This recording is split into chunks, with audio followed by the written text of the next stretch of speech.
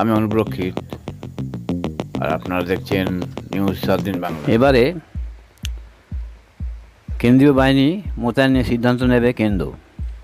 পশ্চিমবঙ্গে কেন্দ্রীয় বাহিনী মোতায়েন মেয়াদ আর বাড়ালো না হাইকোর্ট।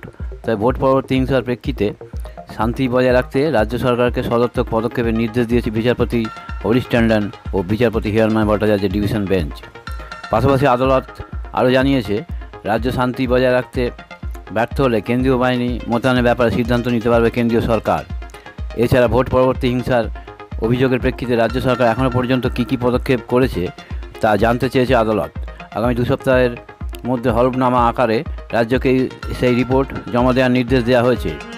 ভোট পরবর্তী হিংসার কারণে এর আগে রাজ্যে 19শে জুন পর্যন্ত কেন্দ্রীয় বাহিনী মোতায়েন রাখার নির্দেশ দিয়েছিল জাতীয় নির্বাচন কমিশন। পরে 21শে জুন পর্যন্ত সেই মেয়াদ বৃদ্ধি করে হাইকোর্ট।